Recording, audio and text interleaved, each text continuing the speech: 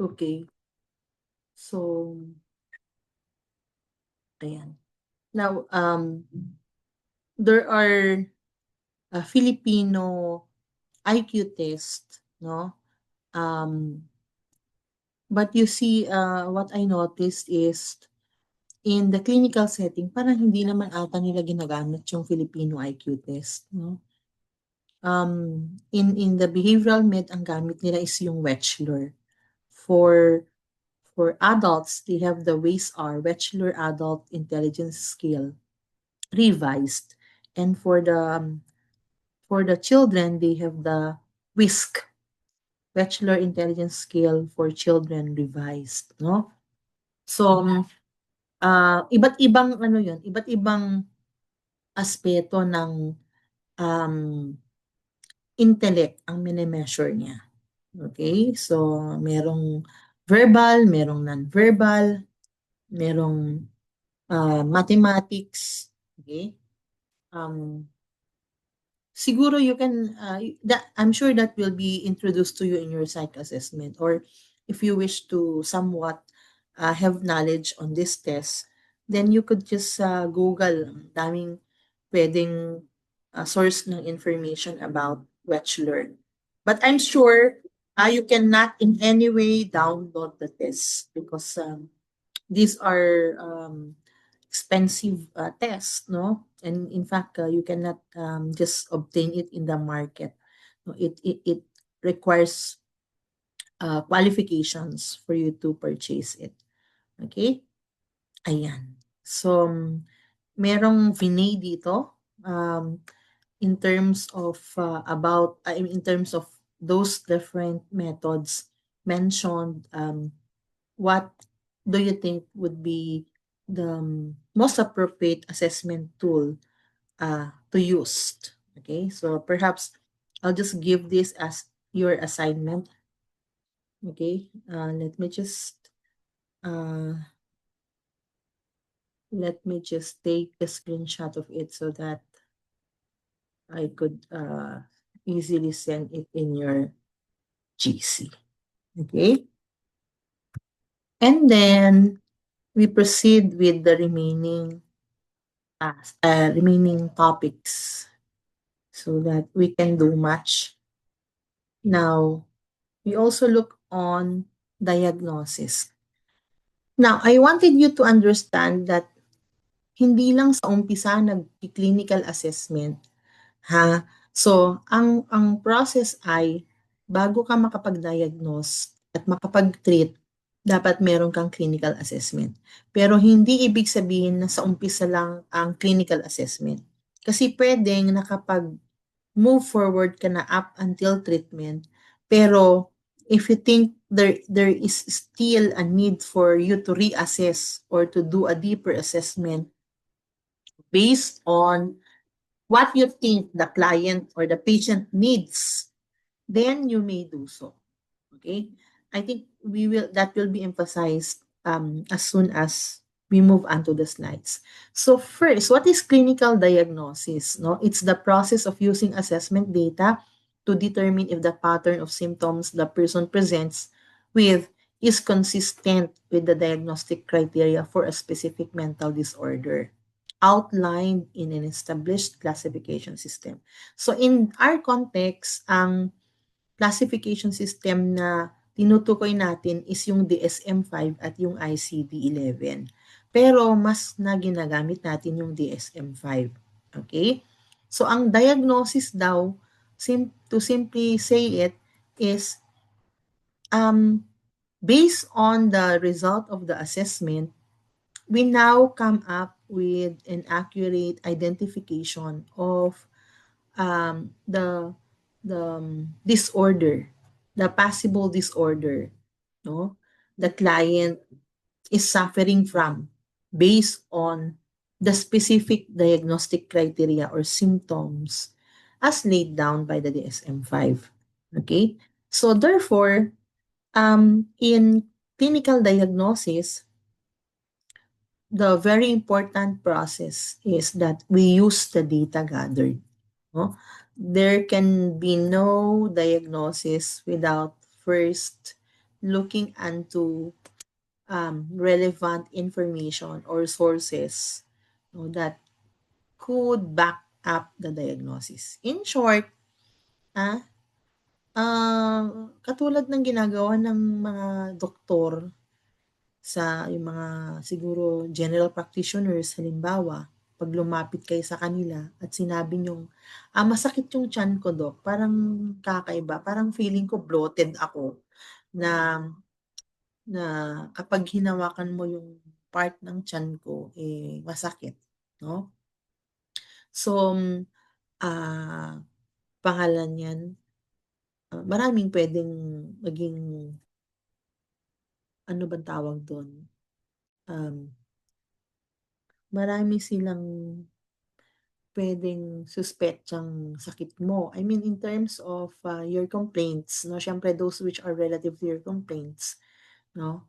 But of course, whether this, ano bang term niyo kasi dun, whether in terms of accuracy of, this,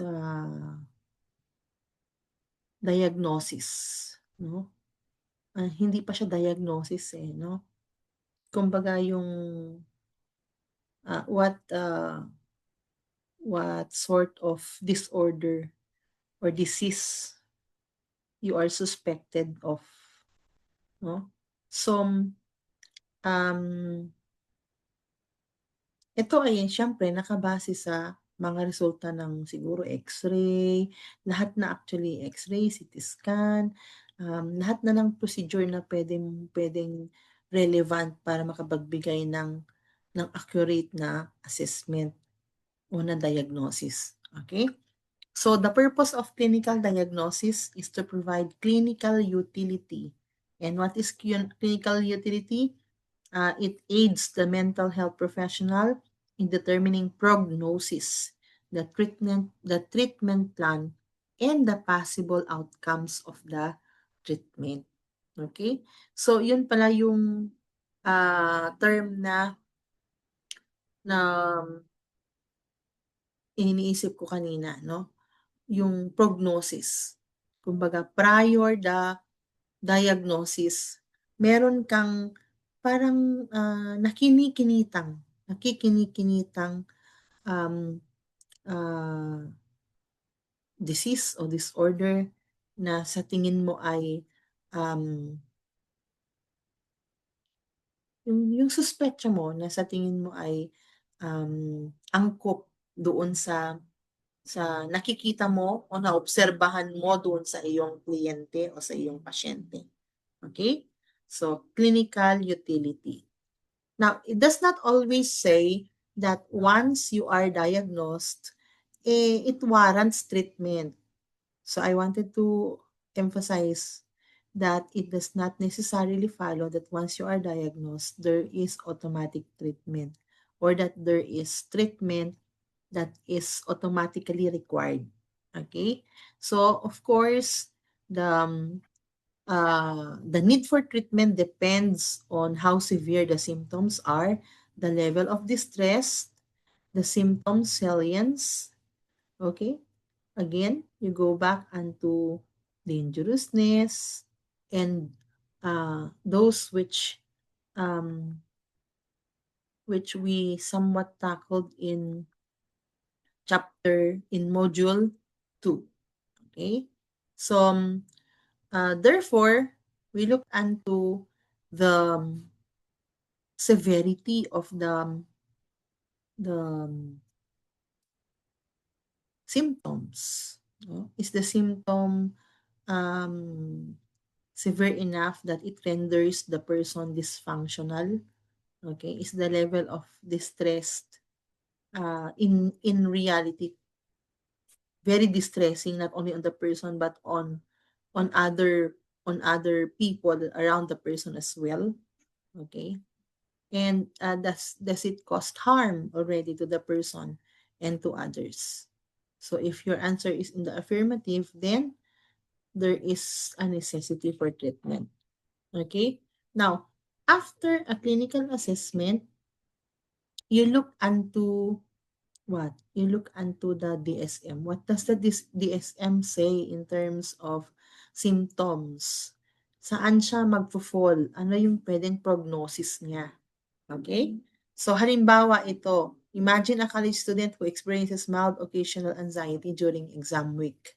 After a clinical assessment, she meets the DSM-5 criteria for generalized anxiety disorder.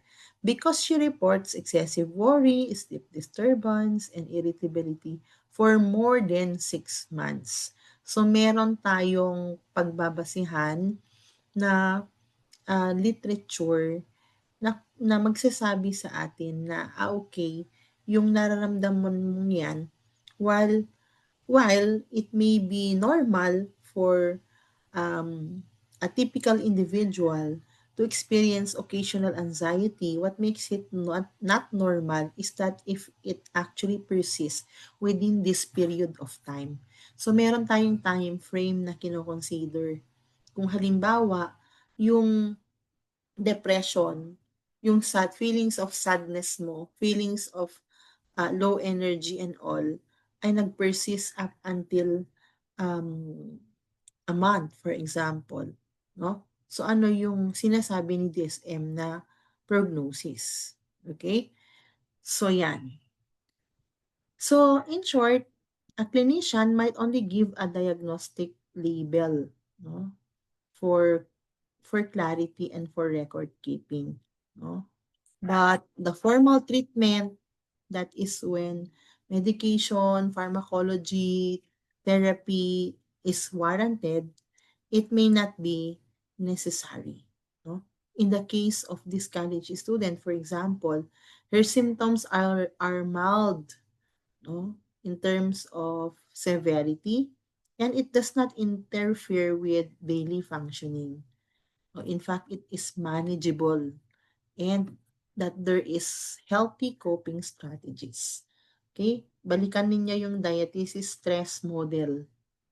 Okay? While you may be experiencing distressing events, but again, if your resilience and if the people around you are supportive enough, no, um, particularly on what you are going through, then what? These are healthy coping strategies which may not, of course, require or which may not necessitate treatment. Okay? So, ang clue ay depende. Ang clue word ay depende. Now, likewise, a patient may not meet the full criteria for a diagnosis but demonstrate a clear need for treatment or care. So, in the contrary naman, meron yung hindi naman niya na-meet yung diagnostic criteria ng DSM for depression. Pero parang kailangan niya ng treatment. Bakit? Okay? So, it says here, the fact that some individuals do not show all symptoms indicative of a diagnosis should not be used to justify limiting their access to appropriate care. Because cases are, they may actually manifest the need for treatment. No? So, ang example dito is a 26-year-old professional, ayan, with these feelings, feeling sad, fatigue, and unmotivated for the past month after a recent breakup.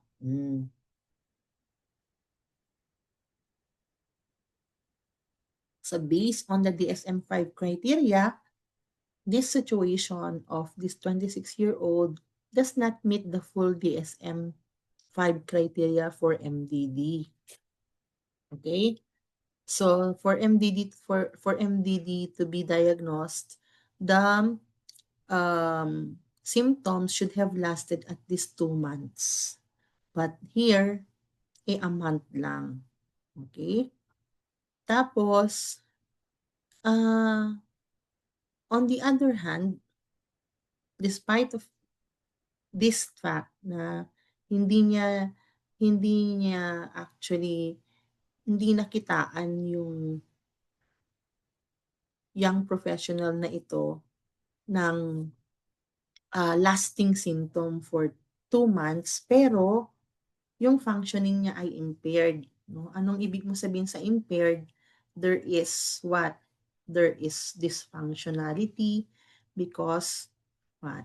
The professional missed work regularly or frequently. Okay, meron ng withdrawal, social withdrawal, and meron ng mga passive thoughts, no? So, like what? Gusto niya na lang matulog, ayaw niya na magising. So this may be indicators that the patient needs treatment. So in short, it does not always say na kahit na diagnosed ka, kailangan mo na ng treatment. Yun yung case ng una. Dahil depende kung gaano ka-severe yung symptoms, no? Yung criteria that warranted the diagnosis. Now, kahit naman hindi ka na-diagnosed, kung severe yung symptoms, okay, it may warrant what? Treatment. Okay? Now, when we diagnosed, no, we actually used the word syndrome. Okay? It's a cluster of symptoms, no, that regularly occur together and are characteristic of a specific disorder, no? So, for us to classify and diagnose mental health conditions, we actually come across a cluster of symptoms, no, like sadness, loss of interest, and fatigue. No? Ito ay mga signs and symptoms ng depression, particularly the syndrome of MDD. No? So, under the DSM-5, there are what we call core syndromes, depending on the disorder. So that if, for example, okay, in a manic episode, if the core syndrome is a manic episode, then it may yield to a diagnosis of bipolar 1 disorder. Okay? So, alam nyo ba kung ano yung manic? No, there is a characterization of an elevated, hyper yung tao. No, I think si Cara David ba yung yung nag-self proclaim ng bipolar diagnosis. I think it's Cara David. Yeah. Right. Uh,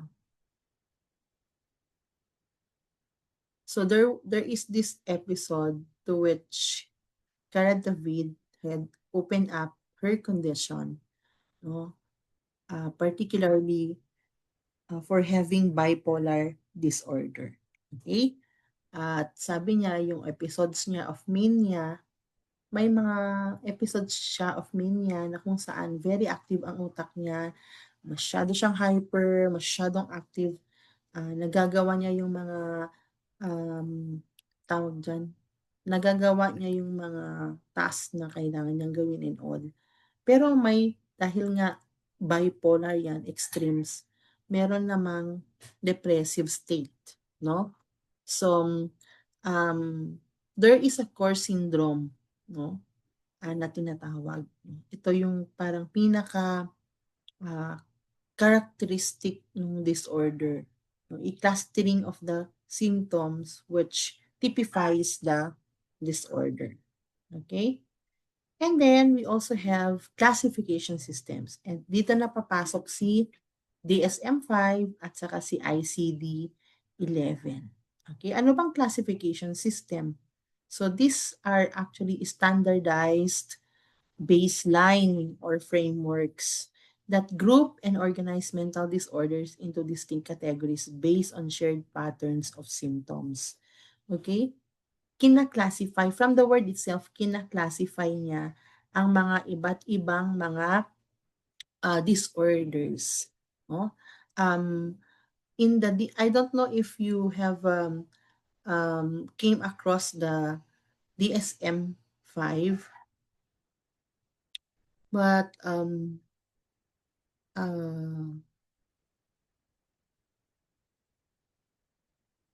in the DSM-5, um, particularly the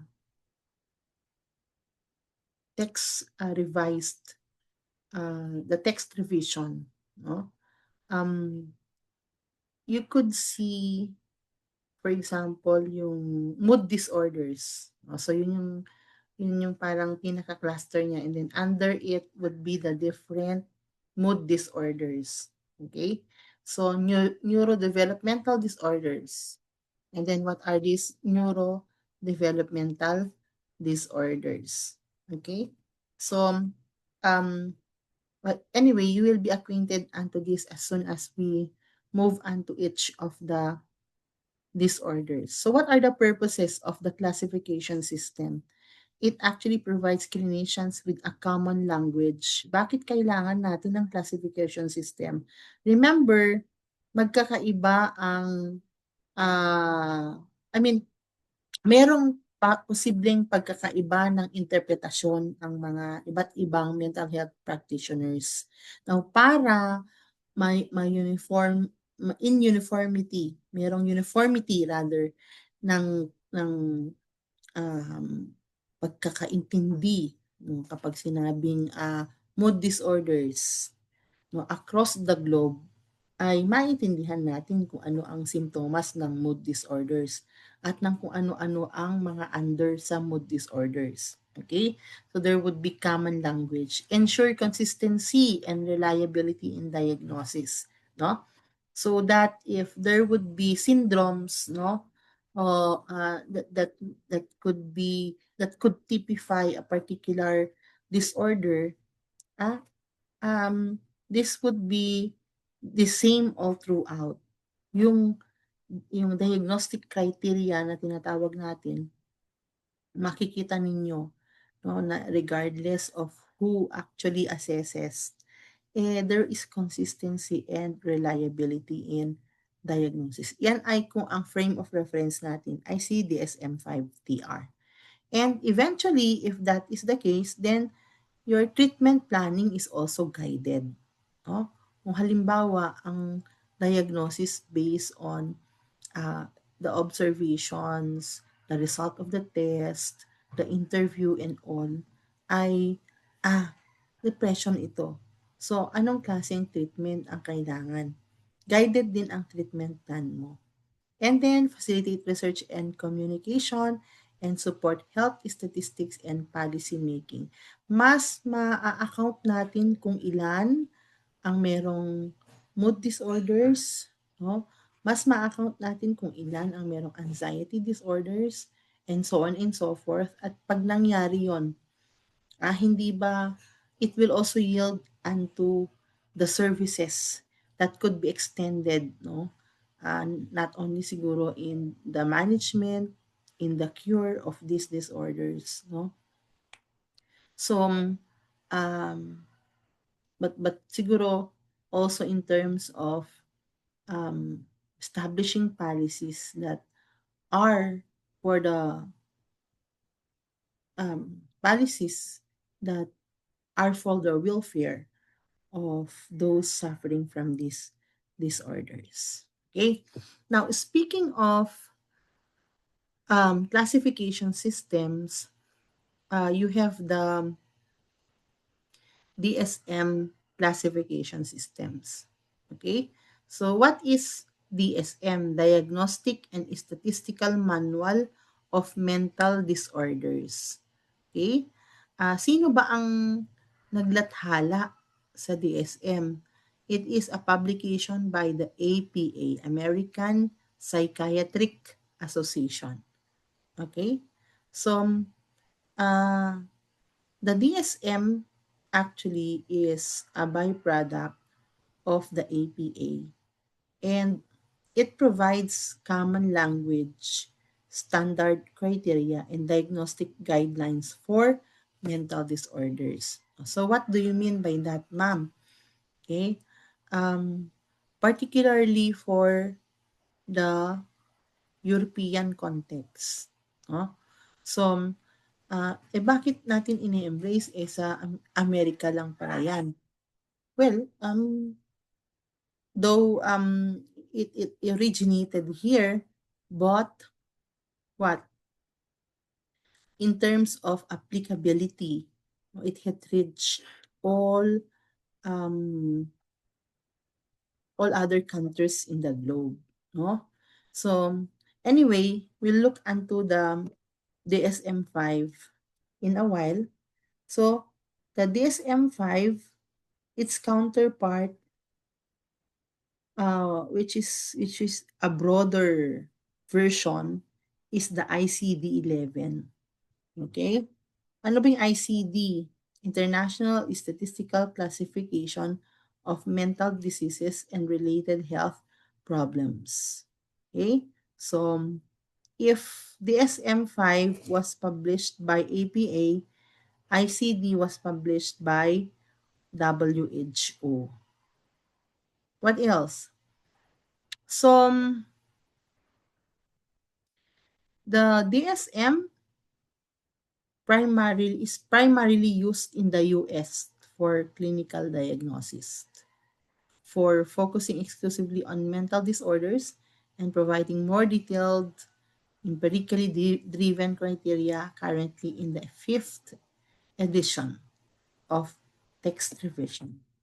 Okay? So again, ang tandaan nyo lang dyan is that while it may be primarily used in the US, all other countries in the world, including Philippines, have embraced the use of the DSM-5. Though we also have the ICD-11, okay, International Classification of Diseases. And if DSM is sa APA, ito naman ay sa WHO. It classifies diseases and health problems. So, broad din ang kanyang coverage kasi itong DSM, ano lang, more on the psychological, behavioral aspect. No? Ito naman is sa WHO at, well, all types daw of disease and health problems ang kanyang foci. Now, what are the similarities between the ICD and the DSM? Both of them have similar codes for diagnosis, except that for okay, except that they differ in terms of specificity of defining each condition. Okay? So, for example, daw is codes for social psychomatic communication disorder, codes for alcohol use disorder, no? Ito yung mga hindi defined or specific yung code, no? But all the rest of it practically the same. Then we also have, in terms of classification, ICD and DSM are code silents, which are nearly identical in many ways and permits classifying the diagnosis. Okay? Code crosswalking, no? From old to new versions. Marami na ring pinagdaanan ang ICD-11. Ganon din ang DSM. Marami siyang mga revisions. And then, yung formulation niya, syempre, ay based on factual, based on researches of medical expert. Okay? So, kumbaga, um, generalization ng kanilang mga experiments or researches. Okay? So, here are the specific characteristic of the SM and the ICD. You can just take a look on this particular part of the slide. I think I have mentioned them, okay, as to who the publication or who published either of the two, okay. and as to the purpose of each. Now, in terms of the history of the DSM classification systems, no, you could see that it actually started in the United States.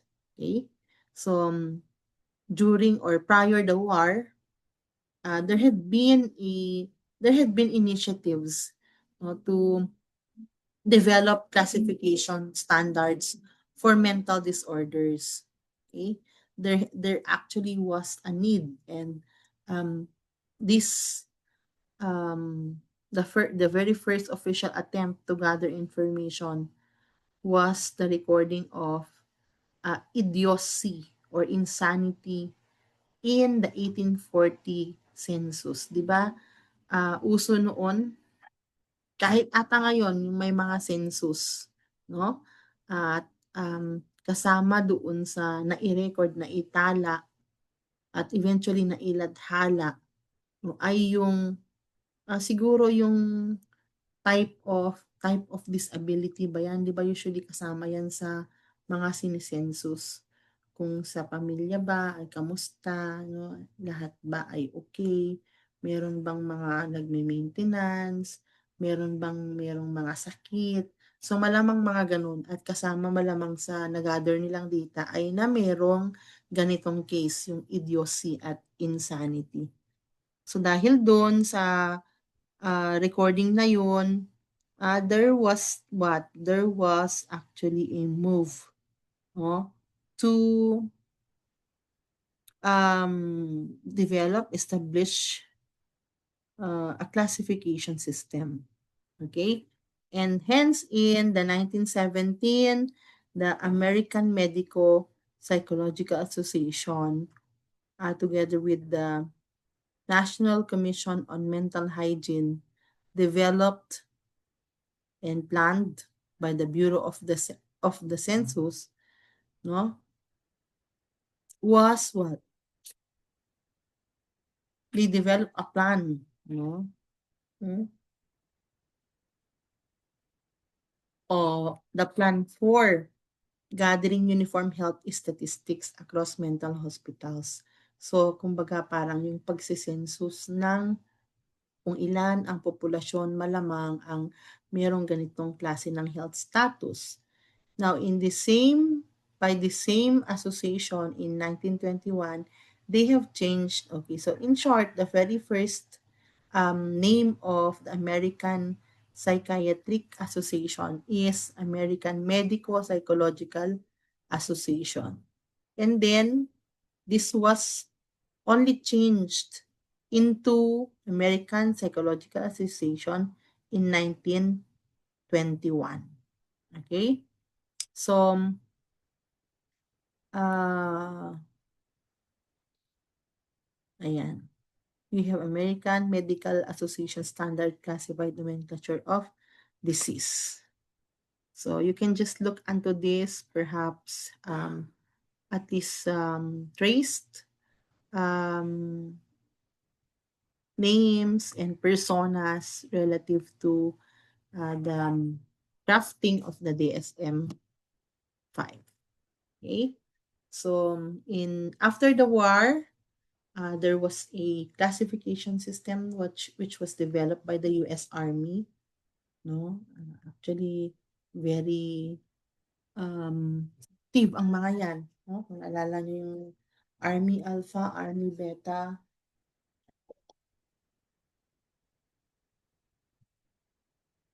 ito ay mga um, test and measures, no, na gamit nila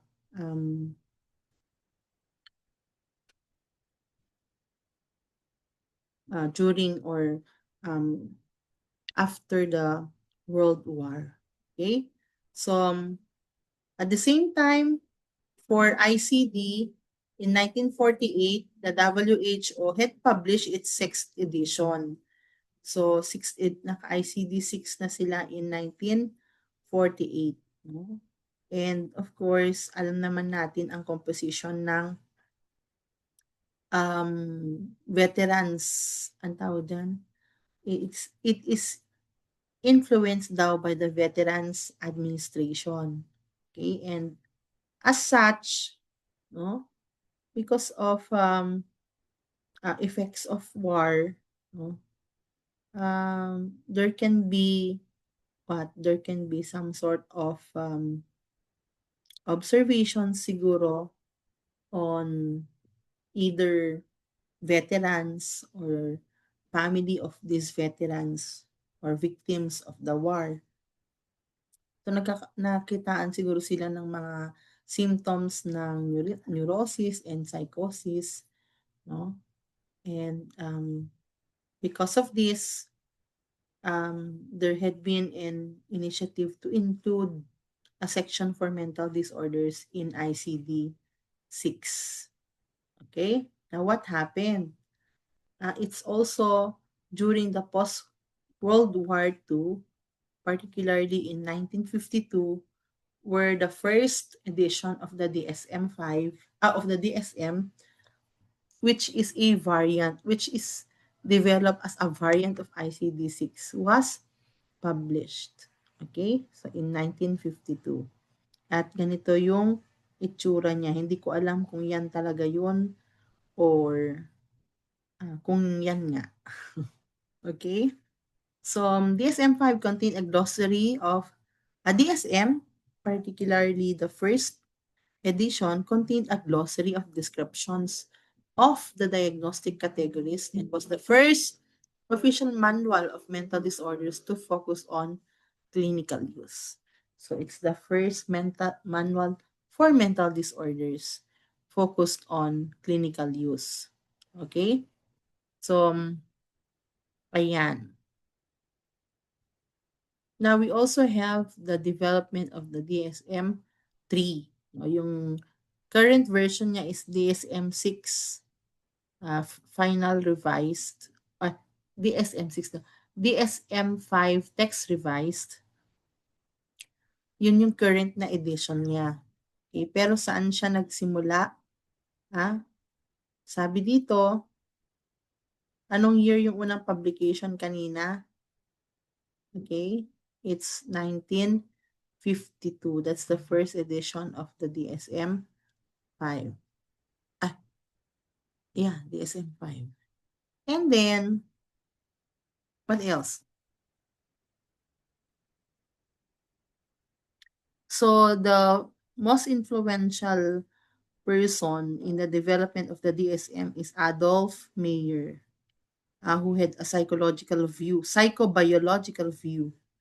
Okay, alam naman natin kung ano yung psychobiological view, no? So, meron ng psychological, may social, and merong biological factors. Okay? So, there had also been revisions. DSM-2 published in 1968. We also have DSM-3 in 1974. So bawat revision ng DSM meron ding karampatang revision ng ICD. Okay? So ano-ano ang mga nilalaman? Okay? Halimbawa sa DSM-3, it introduced a number of important innovations including explicit diagnostic criteria, a multi-axial diagnostic assessment system, and an approach that attempted to be neutral. Okay? So in short, nadadagdagan sa tuwing meron siyang bagong revision, nadadagdagan at nadadagdagan ng bagong characteristic naman um, yung ano bang tawag niyo dun? Yung DSM na revision na yan. Okay? DSM-3 revised and DSM-4 was developed and published in 1987 and in 1994 respectively. Okay? So, ang DSM-4 at ang ICD-10 medyo hindi nagkakalayo. In fact, they work together. And I think which led to the publication also of the ICD-11 in 1992.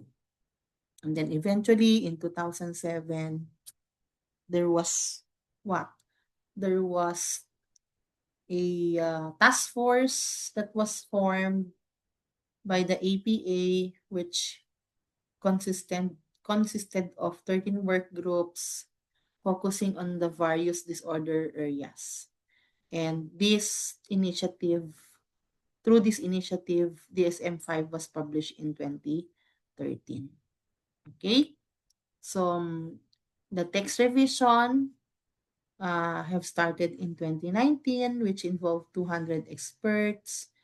But you see, it took them, what, almost 4 years, no, to publish the DSM-5 text revision in March 2022. Okay? Now, what is it that we have to look into in terms of diagnosis, no? Diagnostic criteria and descriptors. So what are the diagnostic criteria? Makikita ninyo later on doon sa part ng DSM-5 na meron siyang diagnostic criteria, no? So, diagnostic criteria are the guidelines for making a diagnosis and should be informed by clinical judgment, no? So, uh, this are this would lay down the typical symptoms of the disorder, and when there must be there must be full criteria kasi ilalagay doon at least three, no, that at least three of the following criteria are met, no. So meron siyang inclusion, meron din siyang exclusion, ha. um, except for except siguro tingnan natin later on 'pag nag-ano tayo. Halimbawa, sige, magbigay tayo ng halimbawa. Siguro, while I am explaining this, you may wish to access DSM-5 TR. Uh, if you have a PDF copy of the DSM-5 TR, no? So, um, para mas makarelate kayo, I'm sure you have heard about diagnostic criteria already, no? So, let me just give you an example in relation to the content of the DSM-5 so that we could more likely relate, no? So, for example, we have neurodevelopmental disorders, and one of these would be intellectual developmental disorder. Okay? And when can you say that there is intellectual developmental disorder? Okay?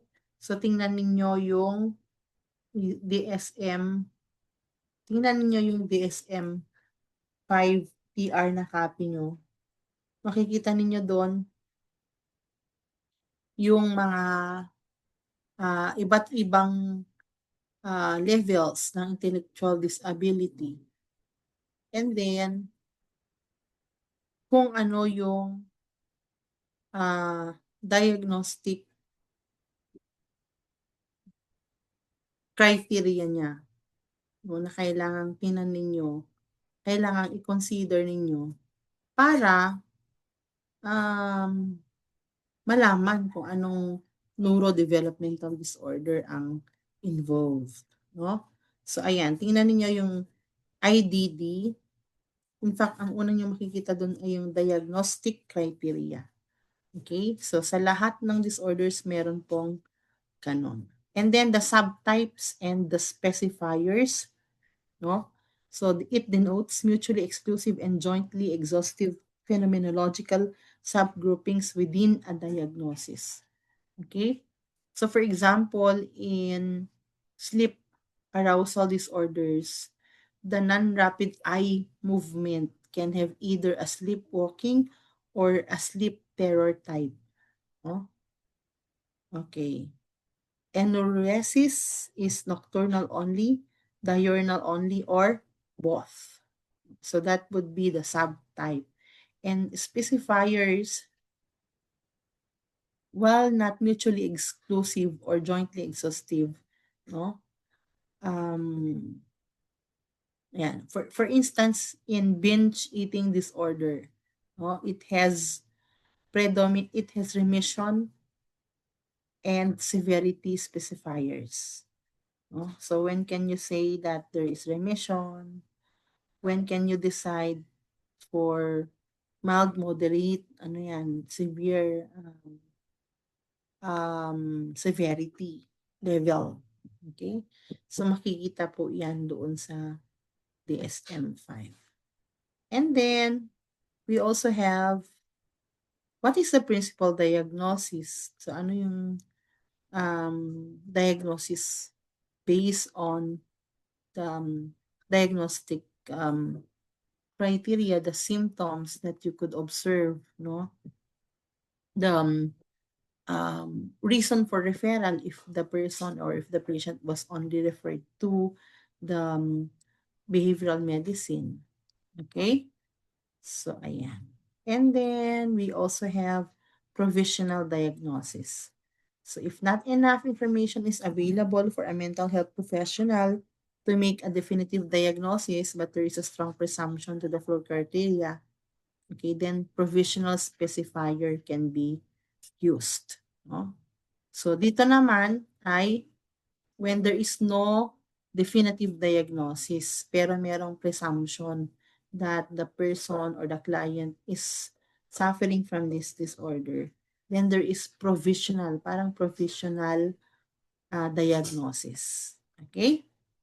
So, ayan. Ito yung content ng DSM, no, na disorder categories at yung description ng mga to. Anyway, pag-uusapan natin ang mga yan doon sa ipepresent ninyong mga topics.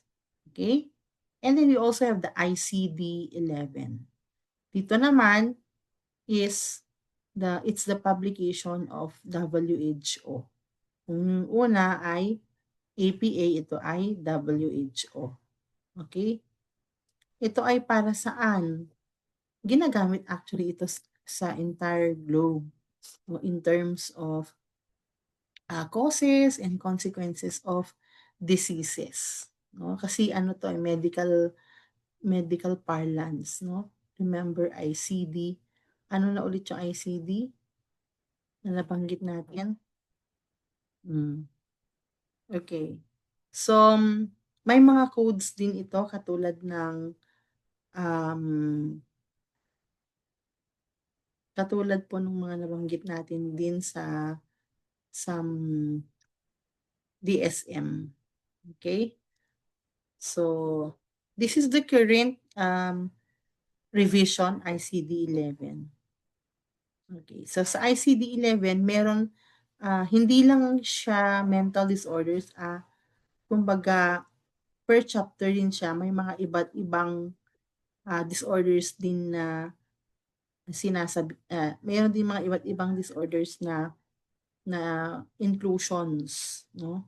So kung tingnan niyo kung how comparative is ICD-11 content to that of um, the DSM-5 TR content.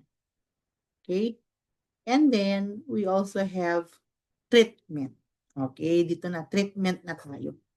So, nabanggit natin kanina, hindi agad-agad nagtitreat, depende sa severity.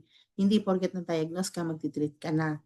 Okay, so kung kailangan mag-reassess ka para makita kung talagang kailangan mo ng treatment, then why not? Okay? So parang ano din yan, kung cancer, kung kailangan pa, kaya pa ng gamot, pharmacology, then magagamot ka. Pero kung kailangan na ng chemotherapy, kailangan na ng ano pang mga procedure, then depende yan sa diagnosis. Okay? So, kailan at ano-ano ang mga rason kung bakit tayo nagsisik for treatment? Again, babalikan mo kapag dysfunctional na, pag dangerous na, pag very distressing na. So, babalikan nyo yung list na na-discuss natin. Okay? At ilan lang ang mga ito sa mga rason. Ha? Persistent sadness, unhealthy coping mechanism, grief and loss, exposure to trauma, losing interest, and all. Now, ano-ano yung mga treatments? We have psychopharmacology and psychotropic drugs. Pag depression, anti-depression yan. Pag anxiety, anti-anxiety yan. Okay? Pag may mga psychotic or psychosis symptoms, antipsychotics yan. Pag bipolar, mood stabilizers yan.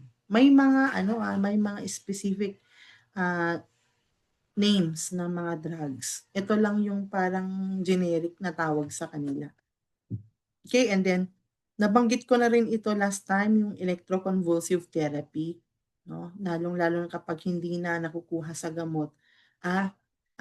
Electroconvulsive therapy, yun yung parang kinukuryente yung um, pasyente para kumbaga makarating hanggang brain niya. And then ah, i-trigger yung yung ayan, para mag-produce ng generalized seizure at ma-trigger yung muscles o yung tissues ng utak. Ginagawa ito saan? Sa mga cases ng severe depression, acute mania, sa mga with suicidal thoughts and schizo. And then psychosurgery, no? Kapag kinakailangan dahil sa mga brain injuries, mga infections, sa mga tumors, ginagawa yan. Psychodynamic therapies, okay? So, kay Frujan yan. Psychoanalysis, pre-association, dream analysis, transference, okay? As to how it is done, okay, well, there can be a lot of resources that would give us the how, but definitely as to what it is, no, um, intended for, huh? When there are some repressed thoughts that needs to be culled and that needs to surface the consciousness. Cognitive therapies, kapag may mga irrational thoughts, mga um, illogical, kailangan ng cognitive restructuring and rational restructuring. Okay? So, mga false beliefs, bobo ako, wala akong kwenta, ha? Dapat mamatay na ako, mga ganun. Okay? There are negative uh, thoughts which may influence behavior. And then, we also have humanistic, 'di ba? By Carl Rogers. Meron ding humanistic approach or therapy sa counseling. Humanistic perspective sa counseling. Existential therapy, okay, for mga substance abuse cases, no? So kailangan mong tingnan yung life-enhancing experiences nila. And then, culture-sensitive therapies. No? It has to always consider the cultural background, the values, the traditions, the beliefs of the client. Okay? So I think it ends there. I hope we give justice to the content of the slide. Should you have questions, then as I mentioned, we have to talk it out in the GC. Okay? So thank you if you have reached this part of the discussion.